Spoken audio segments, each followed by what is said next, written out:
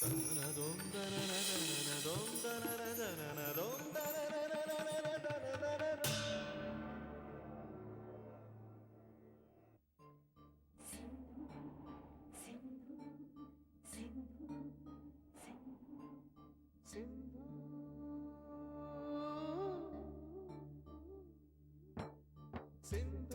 सदियों से हमारे देश की पहचान है।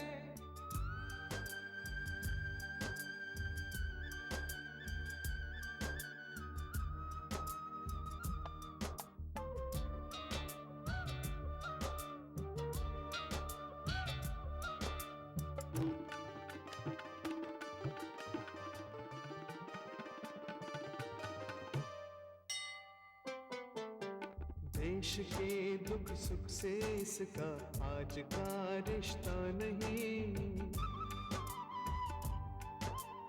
इसका पानी साफ है, शफाफ है, खारा नहीं।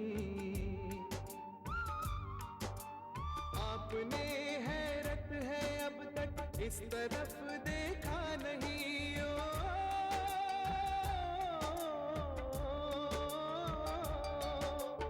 आपने हैरत है अब तक इस तरफ देखा नहीं। जो सियासत ने बनाया है ये वो नक्शा नहीं, जो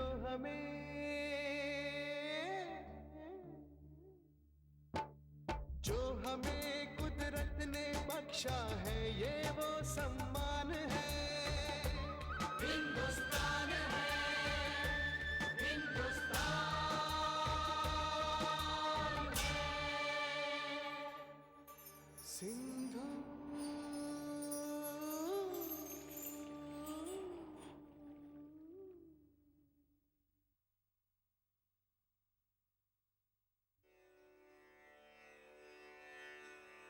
त्वं सिन्धो कुभया गोमती कृमु मे हल्वा सरथं याभिरीयसे।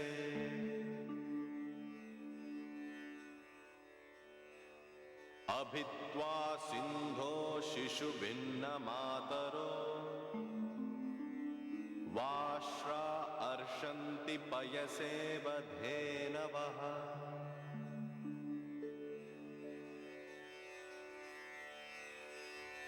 सिंधु में अन्य नदियां इस प्रकार मिलती हैं जैसे गायें अपने बछड़ों से मिलने को आतुर हो दौड़ती हैं। इसमें सिंधु की सहायक नदियों कुभा, सुवास्तु, कृमु और गोमती का भी उल्लेख है। महान सिंधु, अपने सिंधु सूक्त में वीर सावरकर ने कहा था, ऐ सिंधु, यदि सारा संसार तुझे भुला दे तो भी हम तुझे नहीं भूलेंगे। आपकी महानता, विशालता, भव्यता एवं सौम्यता अद्भुत है। मैं विश्वास के साथ कह सकता हूं कि आर्य मेरे मूल निवासी थे, वो बाहर से नहीं आए थे। पश्चिमी विद्वानों ने भ्रामक प्रचार किया था कि वो विदेशी थे। देखिए, आर्यों के आक्रमण की जो धारणा है वो तो लिंग्विस्टिक है, उसका भाषा शास्त्रीय है, पुरातात्विक प्रमाण अभी तक तो मिले नहीं हैं। ये बिल्कुल निराधार सिद्धांत है। वास्तव में आर्य शब्द का जाति से कोई रिश्ता नहीं है। आर्य शब्द एक गुणवाचक शब्द है और संपूर्ण भारतीय वाङ्मय में आर्य शब्द का उपयोग कहीं पर भी जाति के अर्थ में नहीं हुआ है। पश्चिम के विद्वानों ने इस सिद्धांत का आविष्कार 18वीं शताब्दी के अंतिम चरण में करना प्रारंभ किया। उसका कारण यह था कि उस समय भारत सांस्कृतिक दृष्टि से, ज्ञान की दृष्टि से और आर्थिक दृष्टि से बहुत समृद्ध और विकसित राष्ट्र था। यूरोप के राष्ट्र उस समय पर बहुत पीछे थे और वे भारत जैसे महान राष्ट्र से अपना संबंध स्थापित करना चाहते थे। इसके लिए सबसे पहले सर विलियम जोन्स ने संस्कृत, फारसी, ग्रीक और लैटिन इन 4 प्राचीन भाषाओं के के बीच में शब्द साम्यता को उन्होंने खोजा। और उनका कहना था कि भाई ये जो शब्द साम्यता है ये किसी व्यापारिक या राजनीतिक संपर्क के कारण से नहीं है। ये लगता है कि ये प्राचीन भाषाएं किसी एक मूल भाषा की पुत्रियां हैं और उस मूल भाषा को बोलने वाला समाज किसी एक जगह पर रहता रहा होगा तभी तो उसकी मूल भाषा होगी। यहां से फिर इस बात की खोज शुरू हुई कि वो मूल भाषा कौन सी है जिससे ये सब भाषा निकली और उस भाषा को बोलने वाले लोगों का मूल निवास कहाँ है। यानी दो चीजें शुरू हुई। तो शुरू में उन्होंने कहा कि वो मूल भाषा संस्कृत होगी, लेकिन फिर उनको लगा कि संस्कृत से तो एकदम भारत का महत्व बढ़ेगा। तो उन्होंने कहा कि वो इंडो यूरेनियन भाषा रही होगी, इंडो यूरेनियन भाषा परिवार रहा होगा। तो जर्मन्स ने एकदम उसको कहना शुरू कर दिया कि नहीं नहीं नहीं, वो तो Indo Germanic family of languages थी, क्योंकि वो जर्मनी को भारत से जोड़ना चाहते थे। उस समय पर फ्रांस और जर्मनी में बहुत अधिक प्रतिस्पर्धा चल रही थी, उनमें बहुत झगड़ा था। जर्मनी फ्रांस के विरुद्ध संघर्ष कर रहा था और इंग्लैंड का भी फ्रांस से टकराव था। तो इंग्लैंड जर्मनी के साथ सहानुभूति रखता था। तो इंग्लैंड ने सुझाव दिया कि भाई इंडो जर्मनिक के बजाय हमें इंडो यूरोपियन कहना चाहिए। तो उन्होंने उसको Indo European family of languages कहना शुरू किया। इस बीच में मैक्स मुलर ने कहा कि भाई Indo Germanic, Indo European, Indo Uranian ये सब कृत्रिम शब्द हैं, बनावटी शब्द हैं। इससे इनमें विश्वास नहीं पैदा होगा। यदि हम उसको आर्यन फैमिली ऑफ लैंग्वेजेस कहें तो फिर भारतवर्ष के लोग भी उसको स्वीकार कर लेंगे और वो उनकी भाषा का शब्द है, इसलिए उनको आसानी से स्वीकार हो जाएगा। और आर्य शब्द में, आर्य शब्द श्रेष्ठता बोधक है, इसलिए उनको अपनी श्रेष्ठता का एहसास होगा। तो उसने विचार पूर्वक, योजना पूर्वक आर्य शब्द को उस भाषा परिवार के लिए प्रचलित किया। लेकिन जब भाषा परिवार के लिए प्रचलित किया तो वो फिर जनसमूह के लिए हो गया, जनसमूह के लिए हो गया तो वो जातिवाचक बन गया। और इस तरह से आर्य शब्द जो है ये जातिवाचक अर्थों में इसका प्रयोग होने लगा। फिर आया कि भाई वो उस भाषा को बोलने वाला, उस परिवार को बोलने वाला समूह रहता कहाँ था। तो इसमें उन्होंने तरह तरह के देशों को बतलाया, भारत को छोड़ करके बाकी भारत के बाहर उन्होंने उसको बतलाया। लेकिन धीरे धीरे मैक्स मुलर ने भी अपने जीवन के अंतिम दिनों में ये बात कही कि भाई मैंने तो आर्य शब्द का प्रयोग जाति के अर्थों में नहीं किया था, केवल भाषा के लिए किया था। अब तो सरस्वती नदी की खोज हो गई है, हड़प्पा सभ्यता का प्रकटीकरण हो गया है। प्रारंभ में तो वो 19वीं शताब्दी के पूर्वार्ध तक तो आर्यों को, वैदिक आर्यों को सभ्यता की दृष्टि से बहुत विकसित मानते थे। लेकिन बाद में जब थ्योरी ऑफ एवोल्यूशन आई 1859 में, तो उसके बाद से उनकी दृष्टि बदल गई। उन्होंने कहा कि भाई सभ्यता का विकास तो बर्बरता से सभ्यता की ओर है और इसलिए भारत जो है ये पहले बर्बर रहा होगा, वैदिक युग जो है बर्बर है। तो उन्होंने भारत वैदिक पीरियड को एक ग्राम प्रधान अविकसित समाज के रूप में चित्रित किया। और इसलिए जब 1922 में हड़प्पा सभ्यता की खोज हुई तो उन्होंने तुरंत कहा कि ये तो शहरी सभ्यता है, वैदिक सभ्यता तो ग्रामीण सभ्यता थी और इसलिए ये हड़प्पा सभ्यता जो है ये वैदिक सभ्यता नहीं हो सकती और ये वेदों से पुरानी है। ये थ्योरी उन्होंने वहां पर प्रोपाउंड कर दी। अब लेकिन जैसे जैसे खोज आगे बढ़ रही है वैसे वैसे ये सिद्ध हो रहा है कि वैदिक काल का जो निर्धारण उन्होंने किया वो भी गलत था। हड़प्पा सभ्यता जो है ये वैदिक सभ्यता का ही वास्तव में दूसरा नाम है और इसलिए वेद यदि उस सभ्यता का शब्द रूप है तो हड़प्पा सभ्यता जो है वो उसका भौतिक स्वरूप है। ये अब विद्वानों ने मानना शुरू कर दिया है और अब ये भी सिद्ध हो गया है कि सरस्वती नदी के प्रवाह को भी देख लिया गया है, सैटेलाइट मैप से भी वो चीज स्पष्ट हो गई है। तो अब ये जो आर्य सिद्धांत है ये पूरी तरह से धराशायी हो चुका है। केवल इतना ही नहीं, वैदिक संस्कृति के बारे में अनेकों पश्चिमी भ्रम अब दूर होने लगे हैं। भारत हमने कभी किसी पर आक्रमण नहीं किया, नहीं कभी किसी से कुछ छीना है।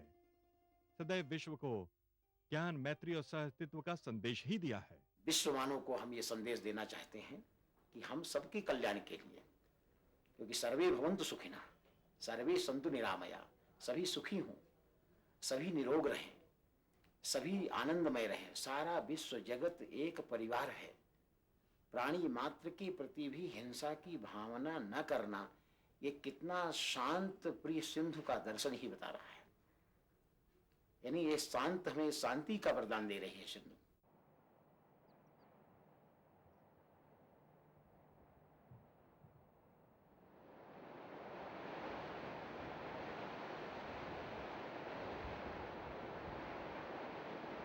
प्रणाम स्वामी जी। स्वामी जी, किस प्रकार ये सिंधु बौद्ध और हिंदू धर्म दोनों से ताल्लुक रखती है स्वामी जी? हमारे भारतीय वाङ्मय में और हमारी जो सोच है उसमें, और हमारे जो पुराणों में जो अवधारणाएं अवतारों की, उनमें 24 अवतार हैं। उनमें एक अवतार भगवान बुद्ध भी है। तो भगवान बुद्ध हमारे 24 अवतारों में से एक अवतार है।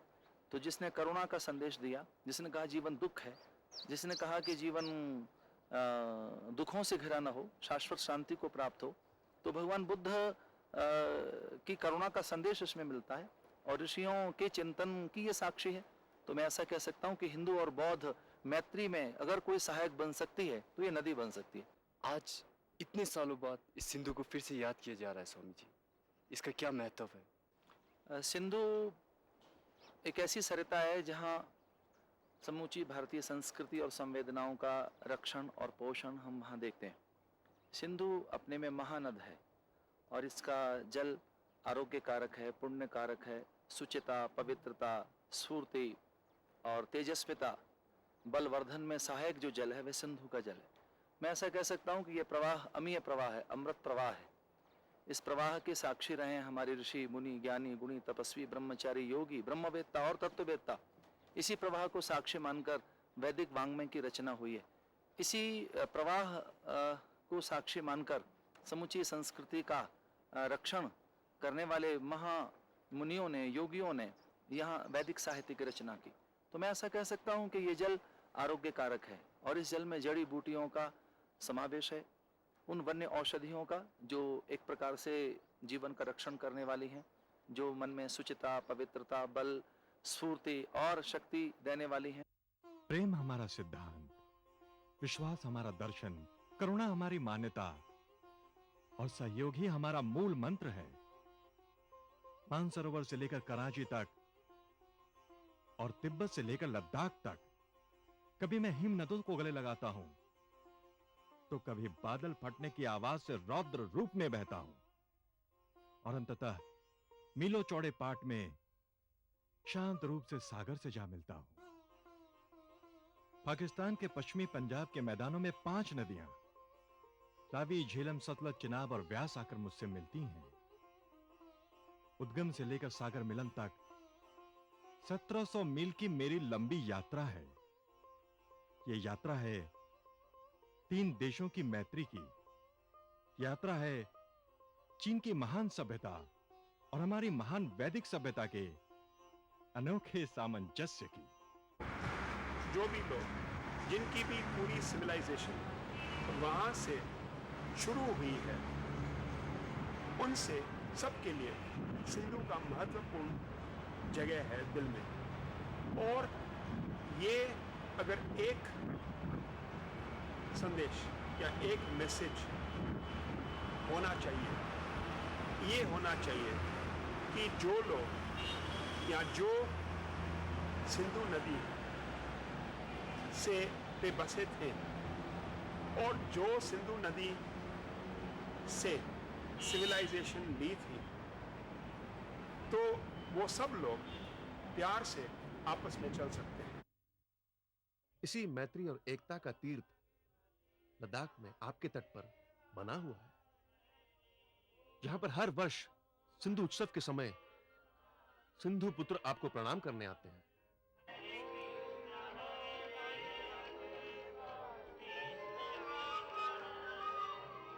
पूजा करने के बाद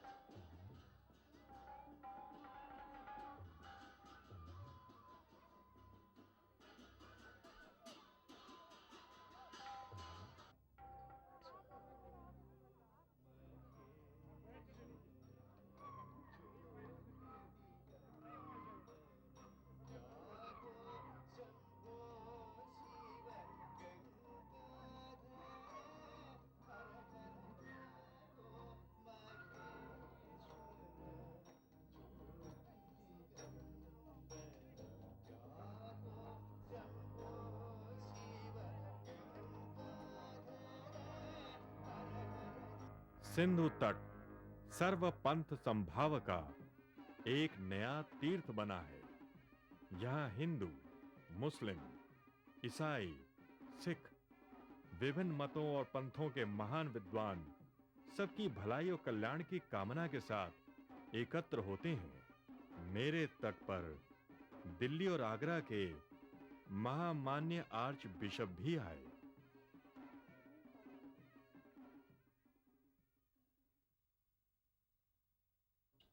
तो फादर, ईसाई धर्म और सिंध का एक दूसरे के साथ क्या ताल्लुक है? हो गया सिंध दरिया तो भारतीयों के लिए ही नहीं, हम सब यहाँ के देशों के लिए बहुत महत्वपूर्ण है। जैसे आप जानते हैं कि सिंध दरिया चीन में शुरू होती है, तिब्बत से आती है, भारत में आ जाती है, फिर पाकिस्तान में। मैं सोचता हूँ इस दरिया से हम जीवन लेते हैं। दरिया हम सबों को जीवन देती है, तो हम सब एक हो सकते हैं। It could be a real nice motive and significance that all are one इस सब कॉन्टिनेंट के लिए। That's I think important. 200 साल पहले इसी एरिया में पास से फादर आए थे, मिशनरीज आए थे, लोगों को सिखाया था, स्कूल शुरू किए थे।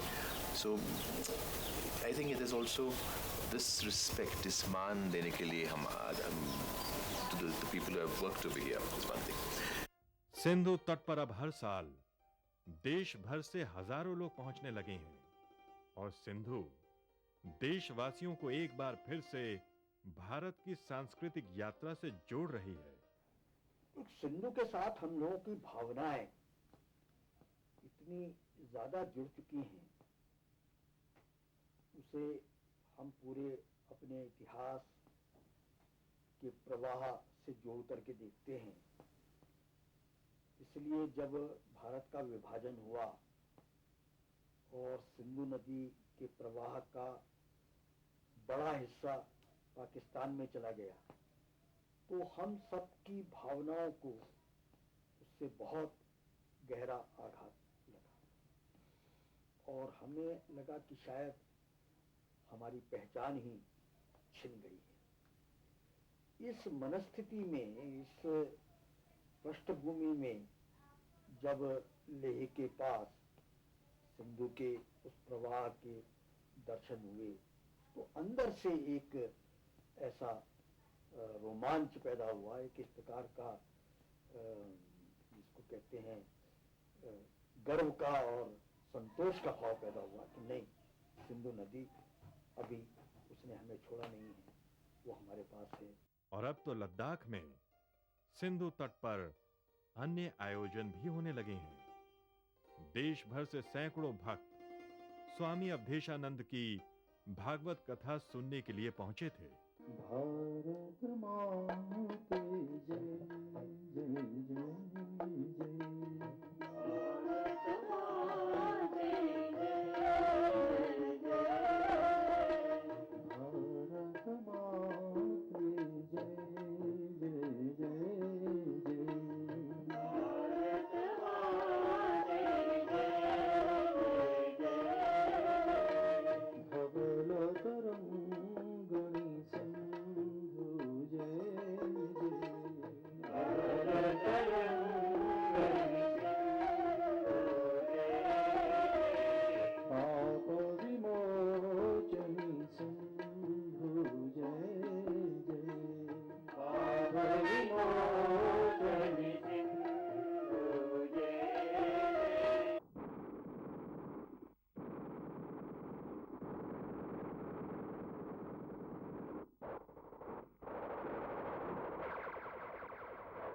कारगिल युद्ध में सिंधु पुत्र वीर जवानों की शानदार विजय हुई। इस युद्ध में वीर गति प्राप्त जवानों के परिवारों को सिंधु तट पर श्रद्धा पूर्वक सम्मानित किया गया। वीर जवानों को बहनों ने राखियां बांधी। इस राष्ट्रीय एकता के उत्सव में सभी मत और विचारधारा के लोग आए और सिंधु का स्तवन किया।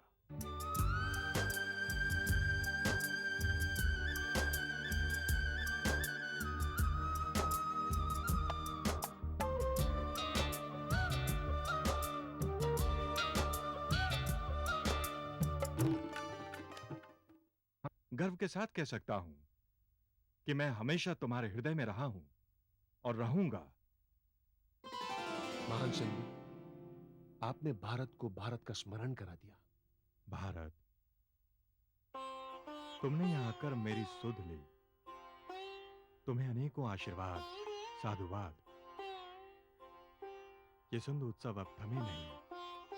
लद्दाख में हो, कराची में हो और मानसरोवर के तट पर भी यही मेरी कामना है। हम सदैव अपना गौरवशाली अतीत स्मरण करें, स्वयं प्रगति करें और विश्व को भी प्रगति और प्रेम के मार्ग पर ले चलें। हे महान सिंधु, हम आपके प्रति चिर कृतज्ञ रहेंगे। आपने मेरे समक्ष मेरे 5,500 वर्ष पुराने इतिहास को दोहरा दिया, मेरी अच्छाइयां बता दी, मेरी कमजोरियां दिखा दी। हम प्रतिवर्ष आपका उत्सव मनाते रहेंगे, आपके दर्शन करते रहेंगे और वसुधैव कुटुंबकम का संदेश फैलाते रहेंगे। अच्छा, मैं चलता हूं। विजयी भवा, यशस्वी भवा, तेजस्वी भवा।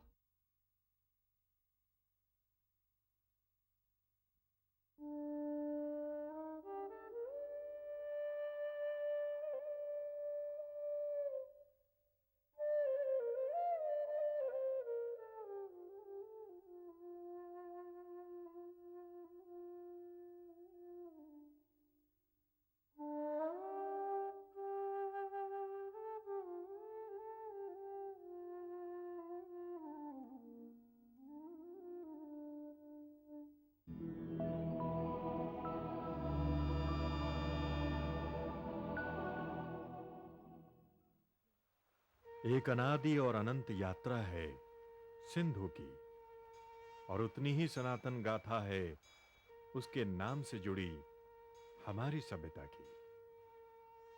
यही वो सभ्यता है जहां आज भी 5,000 वर्ष पुरानी परंपराएं और संस्कृति जीवंत हैं, फल फूल रही हैं, एक असाधारण निरंतरता के साथ, जिसे देखकर इकबाल कह उठे थे, कुछ बात है कि हस्ती मिटती नहीं हमारी। ये बात है सहिष्णुता, शांति, सर्व के कल्याण की। ये बात है वीरता, पराक्रम और सह अस्तित्व की, मानव जाति के विकास हेतु साहित्य की, ज्ञान और तप की, प्रकृति के कण कण में ईश्वर का दर्शन कर उसके संरक्षण की। सिंधु की अविरल चिरंतन धारा के साथ हमारा भारत भी आगे और आगे बढ़ते हुए इस सभ्यता के उत्कर्ष की नित्य नूतन गाथा लिखे, विद्या और चरित्र के बल पर नए अध्याय रचे। यही है सिंधु का संदेश।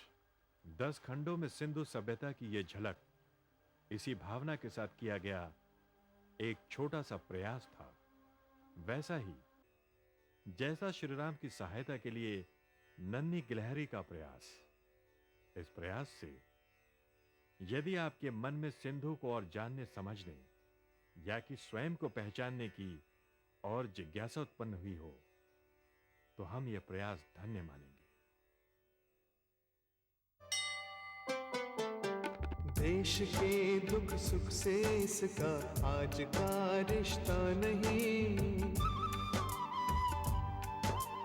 इसका पानी साफ है, शफाफ है, खारा नहीं।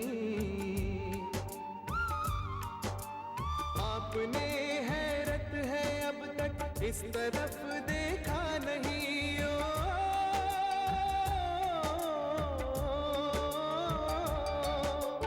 आपने हैरत है अब तक इस तरफ देखा नहीं। जो सियासत ने